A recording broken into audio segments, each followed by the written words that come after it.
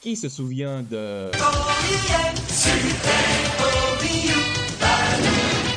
Bonjour à tous, bouclez vos ceintures et installez-vous dans le cockpit de Super Baloo, un mix salade entre le livre de la jungle et un ouragan de références pop. Alors, comment est né ce projet? De quoi parle ce dessin animé? Quelle en est mon analyse et pourquoi c'est culte? Retour sur la vie d'un ours qui est devenu le pilote de Cambrousse qui dézingue plus son hamac que des pirates. Sabrage, pillage, défonçage, nous allons faire le ménage. C'est en 1990 que la firme aux grandes oreilles décide d'élargir sa programmation Disney Afternoon. Fort des succès des Goomies, de la bande à Picsou et des Rangers du Risque, l'idée est de réinventer l'un de ses personnages phares. Et cela tombe bien puisque le livre de la jungle vient de ressortir au cinéma en remettant sur le devant de la scène le paresseux Baloo. Non, c'est une chose qui se fait pas dans la jungle. Enfin, paresseux dans le film Disney, parce que la réalité de ce personnage est tout autre. Apparu pour la première fois en 1884 dans le roman Le Livre de la Jungle de Rudyard Kipling, Baloo est un ours plutôt sévère et punitif. De race lipu, seule espèce d'ours présente dans les forêts indiennes, c'est un vieux sage qui enseigne la loi de la jungle dans le clan des loups. C'est donc lors de l'adaptation en 1967 que ce trait de personnalité est remplacé par un tempérament plus cool qui fuit ses responsabilités. Mowgli, attention! D'ailleurs, il est à souligner que Baloo ne devait à l'origine ne faire qu'une brève apparition. C'est le doublage de qualité de Phil Harris qui le sauvera et permettra de développer davantage ce personnage qui éclipsera bientôt Bagheera, bien plus essentiel à l'intrigue. Oh, c'est pas vrai. Jamais j'ai entendu de telles stupidités. Disney missionne alors Jim Megan et Mark Zaslov pour mener à bien le projet. Un projet qui ressemble au pilotage d'un zeppelin en plein orage, tant le cahier des charges est lourd. Chaque semaine, un épisode doit sortir. Il doit être qualitatif, à la hauteur de la réputation Disney et évidemment fait à la main, puisque ni le CGI ni même Kling AI n'existe encore. Jim Megan n'a sur le coup que peu d'idées et présente un premier concept dans lequel Baloo s'acoquine de Ricky. Non, pas celui-là, mais un rat, sombre cousin de Mickey. Oui, ça sent le mazout. Disney doit revoir sa biologie, puisque un rat et une souris ne sont pas de la même espèce, et surtout Disney doit faire mieux. Et ce qu'ils font de mieux, c'est d'aller piller et pomper les idées des autres. Tu pourras jamais rien faire sans l'avoir imaginé d'abord là-dedans. L'équipe créative va donc poser les bases en s'inspirant d'une série de 1982, Tales of the Gold Monkey. En français, Jack Cutter, une série qui suit les aventures d'un pilote d'hydravion en 1938 dans le Pacifique Sud, accompagné de son chien et qui passe son temps dans un bar tenu par son pote Louis. Visiblement, il n'y a pas que Baloo qui soit flemmard chez Disney, alors autant brouiller les pistes avec d'autres sources d'inspiration. Sait-on jamais? Ainsi, outre le manga Ikotai Jideo d'Hayao Miyazaki, qui deviendra plus tard Porco Rosso, Disney reprend le personnage de Rebecca à la série Cheers, ainsi que son ressort scénaristique de dynamique de couple. La complicité filiale des deux ours du dessin animé qui s'y furent et injecte le côté années 30 des films Dick Tracy et du Batman de Tim Burton. Miaou. Enfin, pour être bien conforté, Disney récupère les bases d'un vieux comics, Terry and the Pirates. Et voilà pourquoi Tailspin semble être le fruit d'une réunion de famille dysfonctionnelle. Tout a été accepté dans le but de contenter tout le monde. Super Baloo devient une série de 65 épisodes diffusés pour la première fois en septembre 1990 sur Disney Channel, avant d'atterrir sur TF1 en 91 dans le Disney Club.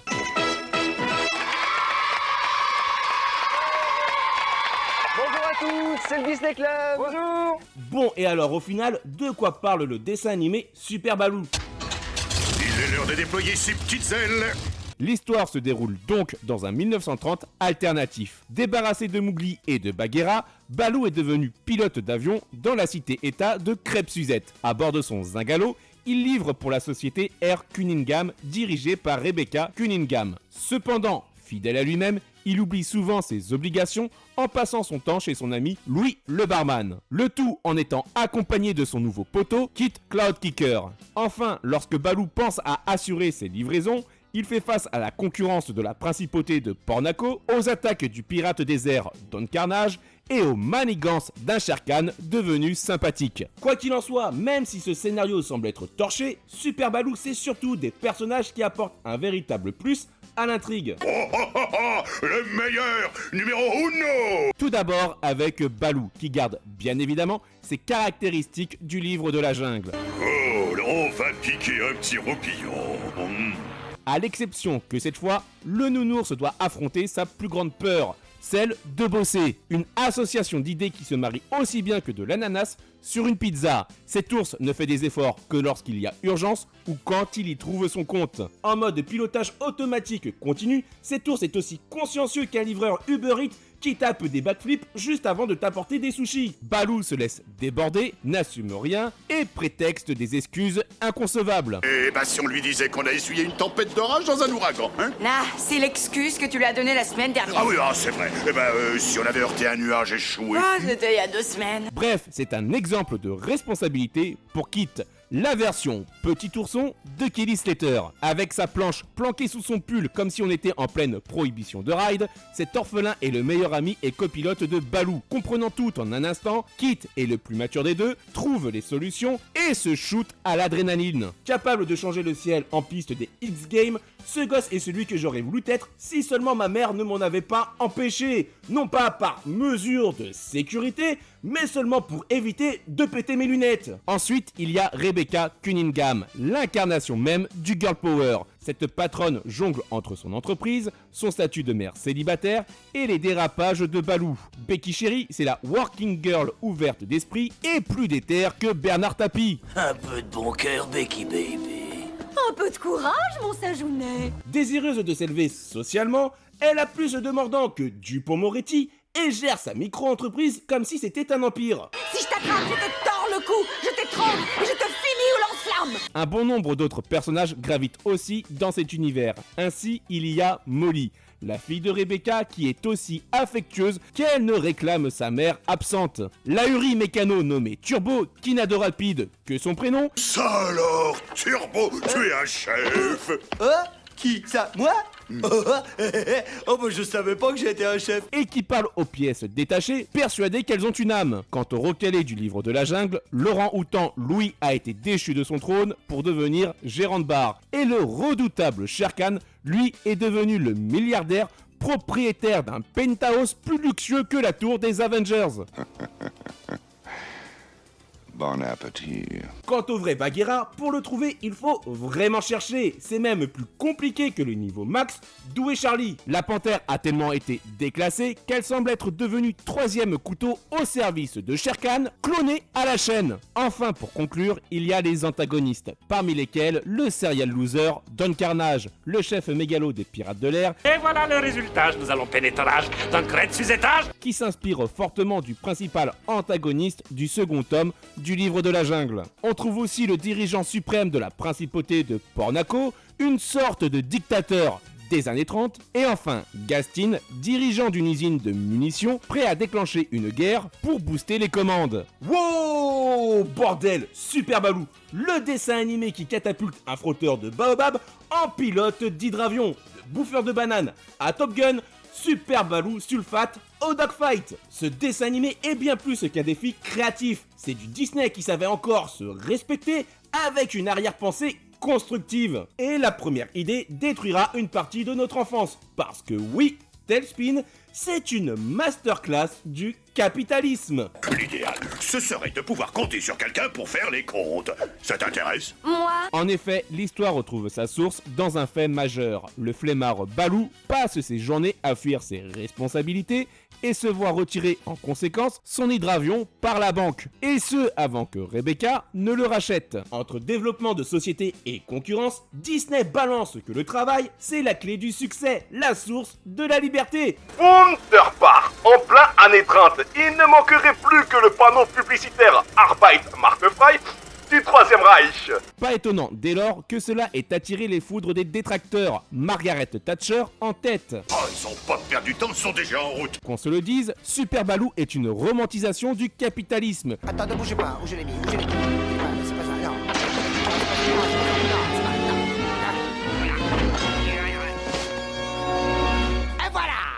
le dollar. Ah, t'as eu peur, hein? À vous. C'est une glorification du boss ou crève. Business is like a jungle. You see, there are the eaters and there are the eatens. En revanche, j'applaudis et je salue votre prise de risque bien burnée. Oui, chapeau pour le traitement accordé à la Lady Boss Rebecca. J'avais l'habitude de voir les femmes aux cuisines ou prenant soin des tout petits. Dans un monde de testostérone, la voir retenir tête à Balou, gérer son entreprise et ouvrir son coffre-fort vidé par les impôts, c'est jouissif. Pourtant, au témoin d'un doute, c'est par conviction ou pour surfer sur la vague féministe naissante. On le sait, Disney maîtrise la construction d'histoires qui bouscule. Dans Super Baloo, l'aventure est ce point central qui force à sortir d'un hamac le matin, qui impose de faire face aux menaces et qui fait se coucher le soir, fier d'avoir surmonté ses défis. Il en faut peu pour être heureux, c'est trop old school. Non, ce Baloo nous apprend à compter les bifetons, à sortir de notre zone de confort, et à prendre des risques, raison pour laquelle il est certainement devenu super, voire peut-être un peu trop super badass pour des drama queens. Parce que oui, Super Baloo est le kamikaze accusé d'avoir traumatisé et dissuadé des gosses de prendre l'avion. N'aie pas peur! Explosion et crash à répétition, c'est totalement good vibes devant des chocs à pic. Heureusement que pour la digestion, Disney amène cela avec subtilité. Oui, si c'est cool de vivre des aventures à bord d'un hydravion, c'est encore mieux de les partager.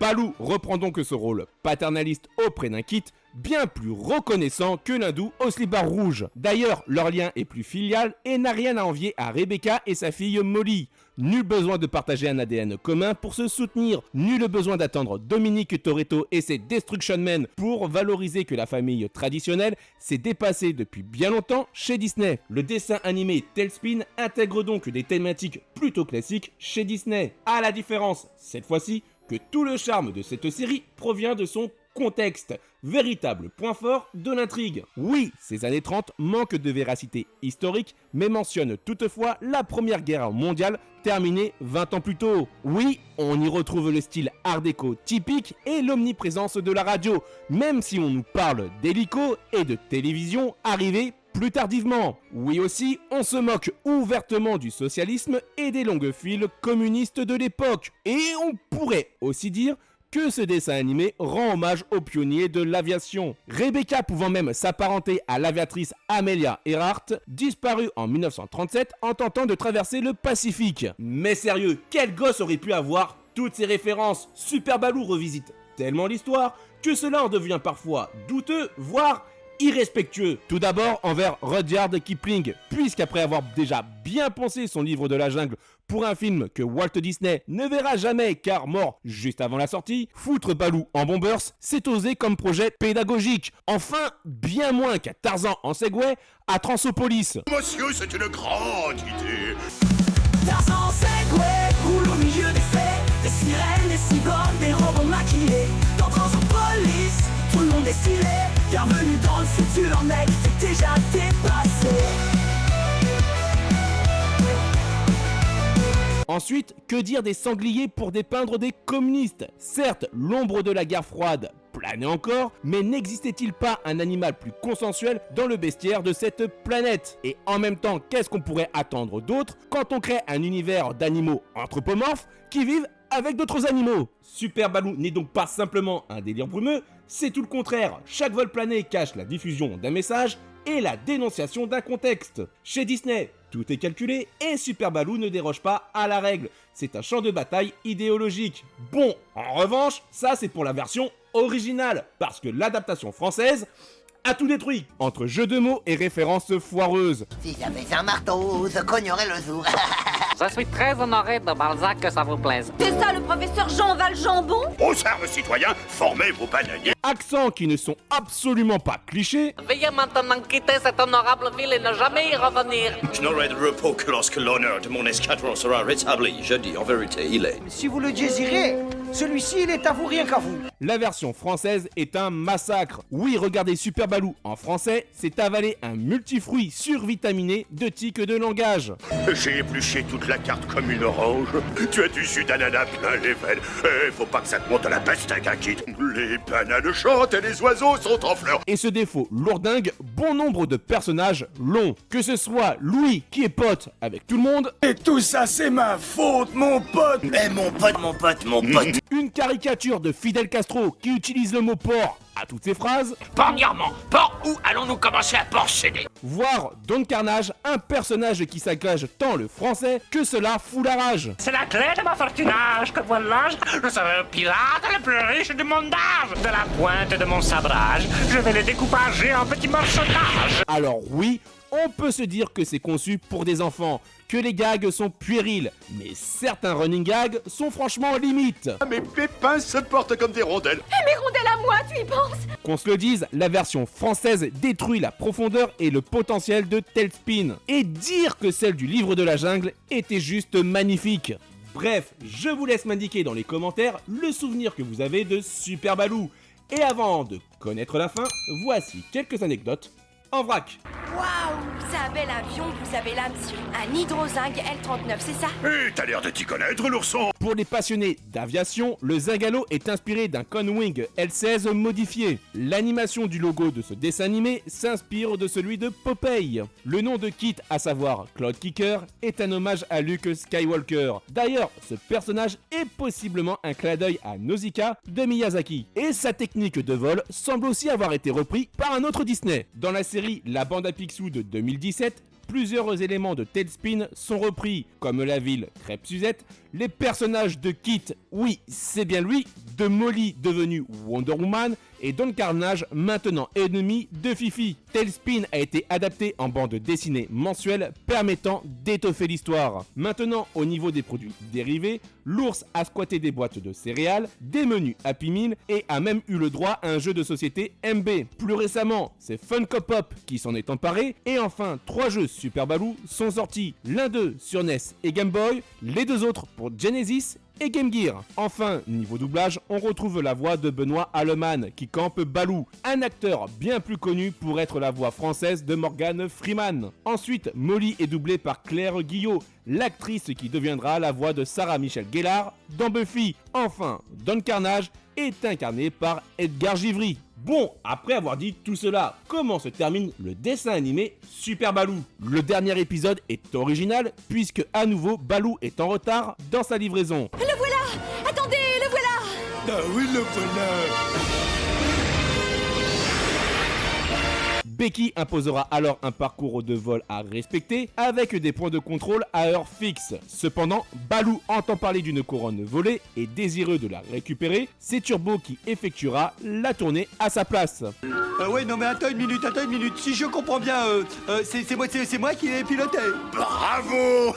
Inutile d'en attendre plus, le dessin animé fait l'impasse sur la conclusion, autant que sur des points qui auraient pu être vraiment intéressants.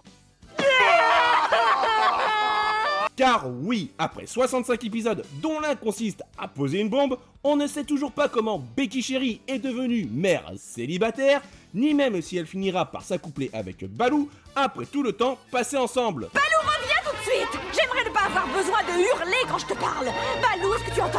Reviens immédiatement! Avec ses plus de 35 ans, le pari dingue d'un ours livreur colissimo gaulé comme une bouteille d'orangina est devenu culte. Plus qu'un dessin animé à la fois ovni et ouragan pop, son impact culturel est fort. Du moins dans l'univers Disney, puisque si certains personnages parcourent encore les allées de Disney World, il semblerait qu'un reboot soit à l'étude. Et après tout, pourquoi pas? Parce qu'avec son scénario improbable, TaleSpin a fait naître des vocations en donnant envie à des gosses de s'intéresser à l'aviation, de devenir parfois pilote ou simplement livreur. Oui, ce glow-up d'un personnage secondaire est positivement boostant. Il enseigne que même si on a pioncé en cours, on peut réussir. Qu'importe que l'on soit capable de distinguer un MiG d'un Rafale, l'essentiel c'est de prendre les manettes de sa vie pour décoller. À moins, bien entendu, de préférer cela couler douce. Bref, quoi qu'il en soit, ceci n'est que mon avis. Et quant à nous, on se retrouve prochainement pour une autre review d'un animé qui réveillera de sérieux souvenirs. Tarzan Segway roule au milieu des fées, des sirènes, des cyborgs, des robots maquillés. Dans Transopolis, tout le monde est stylé. Bienvenue dans le futur, mec, t'es déjà dépassé.